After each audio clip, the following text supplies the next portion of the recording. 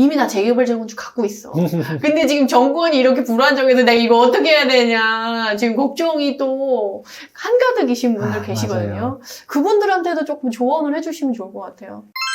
일단 내가 가지고 있는 데가 어딘지 좀 객관적으로 잘 판단해 보셔야 돼요. 왜냐면 저한테 소장님 뭐 저기 여기 단지 어때요? 라고 물어볼 때 진짜 좋은 데는 안 물어보는 거 아세요? 맞아. 안 물어봐도 아니까.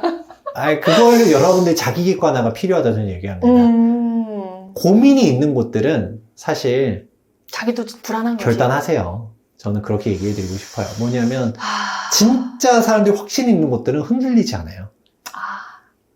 진짜 사업성이 좋고 누구도 고민하지 않는 곳들은 물어보지도 않습니다. 너무 명확하다. 네, 근데 여러분들이 내가 여기 가지고 있어도 되나 안 되나 싶다라는 거는 애초에 내가 왜 불안한지를 곰곰이 잘 생각해 보시고 여기 책에 책에 나와 있어요. 시장을 이기는 부동산 투자 원칙 이 책에 사업성 잘 담아놨고요. 네네. 입지에 대한 판단 기준, 시장에 대한 사항들 잘 담겨놨으니까 그래도 오히려 무주택자는 편해요. 물론 고민이 많지만 그래도 내 금액에 맞춰서 좋은 거 사면 되는데 들고 있는 사람들은 고민도 많습니다. 내가 또 이거 팔자니 또 아깝고 예전에 금액대들 간 게 있거든요. 눈앞에 아른거리거든. 이게 막 10몇 억씩 갔었던 게 눈앞에 있는데 지금 가격에 팔면 또 아까운 것 그치. 같고 이미 전고점을 봤으니까. 또 이제 회복할 것 같기도 하고 그런데 예전처럼 그냥 바람만 불어서 다 가던 시대는 아니라고 봐요.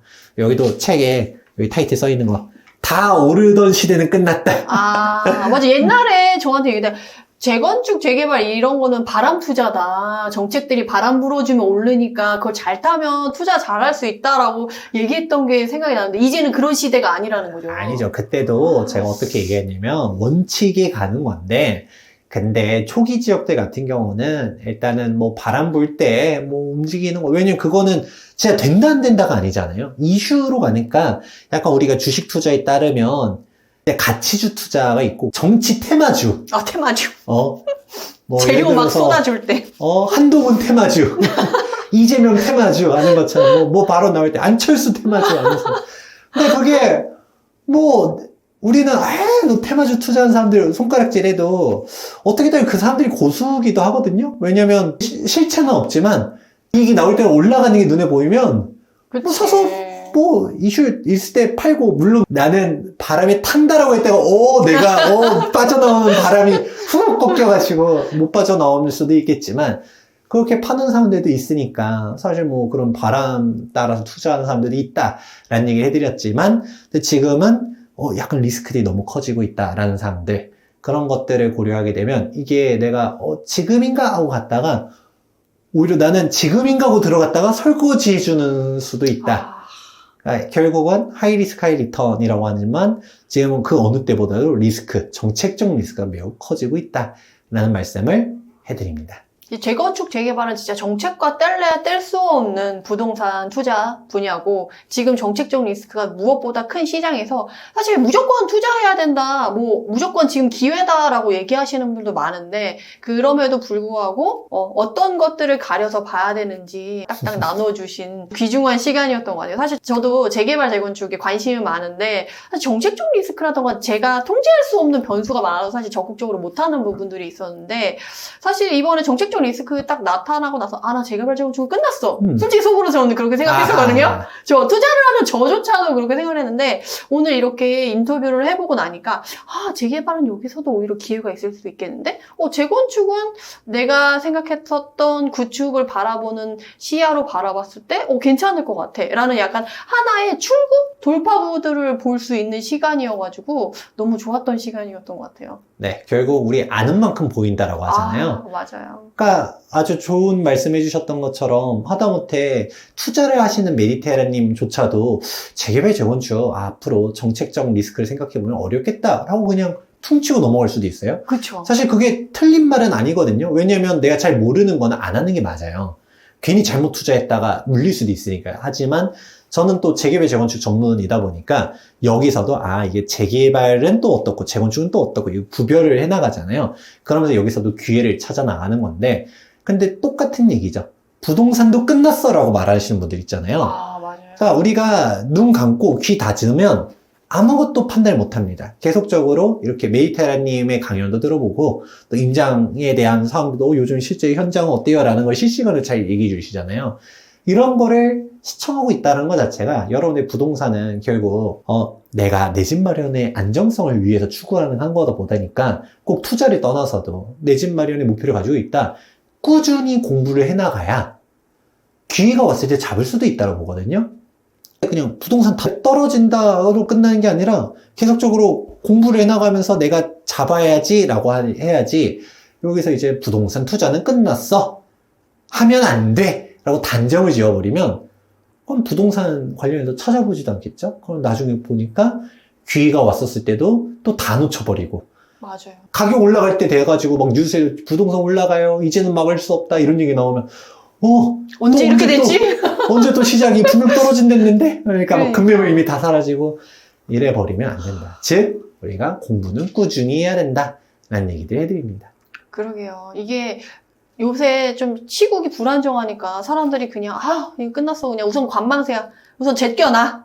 내 본업에 충실하고 내 일상만 지키기 너무 바빠. 이렇게 할 수가 있는데 그 마음이 드는 것도 사실 맞는데 그거가 너무 기간이 길어지고 그게 고착되어 버리면 오히려 기회를 놓칠 수가 있으니까 그럼에도 불구하고 잠깐 힘든 시간 견뎌서 이겨냈다가 이렇게 기회를 엿볼 수 있는 하나의 방법들을 찾아서 여러분들이 하나하나 준비를 해 나가시면 또 이 또한 위기를 기회로 잡을 수 있지 않을까 싶습니다. 그럼 이제 마무리하는데 출간한 책에서 그러면 요거 한 가지는 꼭 조금 챙겨갔으면 좋겠다 하시는 부분 있으실까요?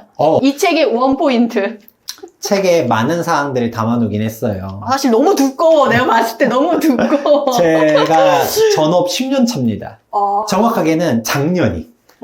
이 제가 2014년도에 시작해서 작년 2024년도가 딱 10년이 되는 해인데, 그래서 첫 책이에요. 제가 그동안 책이 없었는데. 깜짝 놀랐어요. 첫 책이라 네. 그래가지고. 그래서 많은 사항을 담기 위해서 막 어마어마하게 두껍게 담았는데, 욕심을 내신 것 같아. 예. 모든 걸 여기다 그쵸. 내셔야겠다. 막 역작입니다. 이런. 네, 느껴져. 그래서 시장 관련된 사항도 있고, 그리고 제 전공인 재개발 재건축, 그리고 정책, 특히 이번에 비상계엄 터진 이후로 진짜 정책적인 사항들을 많이 담아봤어요. 그래서 이것도 힘을 줬고, 그리고 맨 마지막에 입지에 대한 사항들을 쭉 했는데, 또 제가 딱 한 가지만 강조를 한다라고 하면 결국은 정책이 현 시점에서 제일 중요하다고 말씀드리고 싶어요. 정책.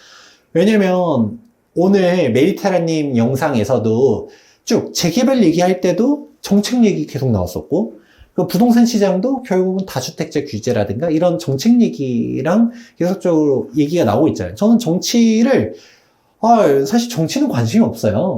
그치. 관심 갖고 싶지도 않아. 네, 나도 보고 싶지 않아. 국회의원들 얘기. 근데 관심 갖고 싶지 않은데도 자꾸 영향을 주니까. 볼 수밖에 없어요. 내 거에 영향을 주니까. 근데 제일 중요한 건 딱 저는 그 한마디랍니다. 지옥으로 가는 길은 선의로 포장되어 있다.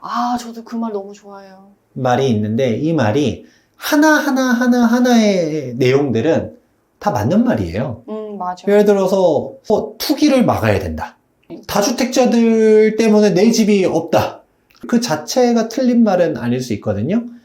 그런데 문제는 그렇게 한 결과가 어떻게 되는지를 봐야 되는 거고, 똑같이 예를 들어 최근에 임대차 3법에서도 계약갱신 청구권 무제한 하도록 하겠다라는 얘기 한번 나왔다가 다시 들어갔잖아요. 근데 이것도 우리가 표현을 이렇게 바꿔볼게요. 세입자의 주거 안정 보호를 해야 된다 라는 말을 부정할 사람이 있을까요? 아무도 없지. 그쵸? 그럼 세입자들 월세 폭등을 시켜가지고 다 재산 뺏어가야 된다 라고 말하는 사람 없을 거죠? 그쵸. 근데 결과가 어떻게 되느냐? 임대차 3법 했더니 월세 가격 폭등하고 뭐 이런 식으로 가는 것들이 나오는데, 우리가 의도가 중요한 게 아니고 그에 따른 결과를 봐야 되는 거거든요. 예를 들어서 강남 집값 올라갈 것 같아요 라는 얘기를 했어요. 아니면 지방 집값은 좀 어려울 것 같아요 라고 했었을 때 분석에 따른 결과값을 얘기하는 거지, 강남 집값은 폭등해야 됩니다 라고 얘기하는 거 아니잖아요. 그렇죠. 근데 이게 입장에 따라서 그 말이 아파서 그게 그대로 안 들릴 수가 그쵸. 있는 것 같아요. 그러니까 그거를 구별하셔야 돼요. 우리가 당이론에 빠지면 절대 안 된다고 얘기해드리는 게, 부동산 하락한다라고 말하시는 분들 보다 보면 주어랑 목적어가 막 혼용되는 분들이 있어요. 이게 집값이 빠질 겁니다가 아니라 빠져야 한다로 얘기하기 시작하면 그러면 그거는 비판할 수가 없어지는 거죠. 그러면 들어보면 맞는 말 같죠. 아, 사회초년생들이 내 집 마련이 힘들다. 집값은 안정돼야지 애도 낳고 뭐고 출산율 상승하려고 하면 이제 주거 안정을 시켜야 된다. 라는 말 자체가 틀린 말이 아니거든요. 근데 그거를 약간 당위론적으로 움직여지게 되면 사람들이 맞습니다. 너무 옳으신 말씀이에요. 역시 미래는 이런 식으로 얘기를 하게 되는데 그럼 저희가 거꾸로 말하면 강남 집값은 폭등시켜야 됩니다가 절대 아닌 거고 서울 아파트 폭등입니다. 빌라는 폭락할 거예요. 이거 아니거든요. 근데 이게 모든 정책에 따른 영향들이 그렇게 이제 나오는 건데 뭐 하나로 딱 맞아떨어진 게 아니라 이게 약간 실타래가 얽히고 얽혀서 여러 가지가 복합적으로 적용된 결과인데 이런 것들을 분석에 따른 사항을 사람들이 다 무시해버리고서 그냥 너는 상승 문제지? 라고 해버리면 그렇게 따지면 전 지금 지방 힘들 거라고 보는데 그러면 지방 사람들대로 불편하지. 왜 너는 지방 떨어진다고 얘기하는 거냐? 라고 하는 거지만 이게 영향이 어떻게 가는지를 전 분석을 하는 거거든요. 그에 따라서 저도 투자를 그렇게 하는 거고 그거를 이제 제 말이 100% 정답이라는 건 아니지만 저는 그래도 실전 투자자로서 여러분들에게 제 경험을 공유해드리면서 참고할 수 있도록 해드리는 건데 자꾸 당위론에 빠지면 안 된다라고 얘기를 해드려요. 이거는 지지하는 정당과도 상관없어요. 여러분들이 진보를 지지하든 보수를 지지하든 상관없이 그 정당이 여러분들의 앞길을 그냥 보장해주지 않거든요. 그러니까 누가 내 자산을 지켜주는데 유리한가로 판단하는 게 맞는 것 같아요. 그래도 민주당 지지하시던 분들이 다주택자 규제 아닌 것 같아 라고 해서 보수를 찍고 그러지는 않을 거예요. 그렇지만 그래도 우리가 그 영향에 따른 결과를 객관적으로 보셔야 되는 게 실제로 전 정권에도 그렇고 그때 정책 하시던 분들 보면 다 강남의 아파트들 들고 있잖아요. 그러니까 그분들은 결과를 알고 있었던 거죠. 강남 집값이 그러니까. 올라갈 거라는 것을. 그러니까 강남 집값 잡힐 것 같았으면 저라도 팔았을 거예요. 안 그래요? 예를 들어 제가 만에 하나 김재경 국토교통부 장관이야. 근데 강남을 잡을 수 있을 만한 핵폭탄 같은 정책을 펼쳐. 그러면 솔직히 물론 이제 선행매매나 이런 거 하면 이제 도의적으로 문제 되겠지만 예를 들어 그냥 그것도 정면 돌파해. 저는 강남 집값을 잡을 수 있을 거라는 확신이 있어서 제 집부터 팔았습니다라고 그냥 먼저 밝혀. 그러면 완전 정책에 대한 신뢰가 더 이렇게 쌓이겠죠. 그렇죠. 저는 무주택자입니다 라고 얘기를 해. 하지 않을까요? 오히려? 그치. 그러니까 저는 제가 국토부 장관이 되기 위해서 무주택을 만들었습니다. 집값 안정 전후할 수 있습니다. 라고 하면 사람들이 우와 멋있다 할 거야. 근데 높으신 분들 보면 국회의원도 그렇고 이번에 다 이전에 문재인 비서관 분들도 집 그쵸. 팔려고 하니까 그만두셨잖아요. 그리고 국회의원 분들도 지방에 출마를 하면서도 다 집은 서울에 있고 맞아요. 그런 분들이 있기 때문에 그런 걸 보면 저는 그래서 말보다 행동이라 말하거든요. 그분들의 말을 보는 게 아니라 그분들의 행동을 보니까 결국은 서울 집값 올라갈 것 같으니까 그런 것 같은데? 라는 생각들을 하죠.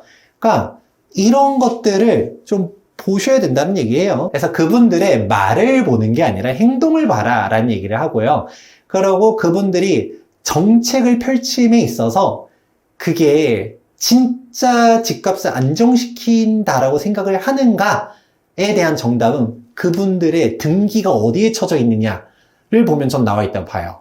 너무 명확하네요. 네. 그분의 등기를 확인해라. 그쵸. 그분이 진짜 무주택자인지, 집이 어디에 있는 건지. 집이 분당에 있는지, 주소지가 어디 강남에 있는지. 있는지, 서초에 있는지를 보게 되면 이게 말은 그렇게 하면서도 그게 자기 지지자들한테 듣기 좋은 얘기를 하는 게 아닐까라는 그러게요. 것도 보면서 아까 얘기했죠. 하나하나는 다 옳은 얘기다. 여러분들이 당위론에 휩싸이면 안 된다. 제가 계속 얘기했죠. 저는 집값 폭등을 하라고 고사를 지내는 사람이 아니란 거예요. 그러니까 그에 그쵸. 따른 결과를 보는 건데 그러면 거꾸로 집값이 떨어질 거라는 거를 당위론적으로 측면으로 접근하는 게 아니라 진짜 우리는 통계, 팩트, 논리 구조로 접근해야 되는 건데 근데 그게 막 자꾸 감정이 호소하시는 분들은 좀 조심해야 된다. 근데 특히 정치인들이 그런 걸 많이 하잖아요. 우리 위정자들이라고 표현하는데 위정자들이 자꾸 안정시키겠습니다면서 뒤로는 자기 집은 또 잘 챙기고 있으면 우리는 아, 너네들은 편안하게 살아라. 나는 좋은 곳에 있을 테니까 왜 자꾸 강남 오려고 해. 니들 수준에 맞는 데서 놀아. 라고 말하는 건 아닌지 곰곰이 잘 생각해 보면서 우리는 객관적으로 판단하기 위해서는 우리 정책적 사항들을 잘 강조해 드리고 싶다. 그러니까 말보다는 행동 그리고 그 정책의 의도를 잘 한번 보셔라 라고 정리해 드리겠습니다. 지금 재개발, 재건축은 무엇보다 정책적 리스크가 큰 시기고 정책이 좌우할 가능성이 높은데 이 책에서 꼭 하나 건져간다면 그 정책 부분을 건져갔으면 좋겠다라는 큰 당부의 말씀을 이렇게 자세하게 말씀해 주신 걸로 알고 저도 오늘 가서 정책 부분 좀 읽어봐야겠네요. 재건축, 재개발에서 사실 다음 상승장이 왔을 때 저도 재개발, 재건축은 좀 하나 더 담아놓고 싶다라는 생각이 있었거든요. 그래서 한번 저도 참고해 보려고 하니까 여러분들도 꼭 한번 참고해 보시면 너무 좋을 것 같습니다. 그럼 영상을 이만 마치도록 하고요. 해당 영상이 도움이 되셨다면 구독, 좋아요로 응원 부탁드립니다. 감사합니다.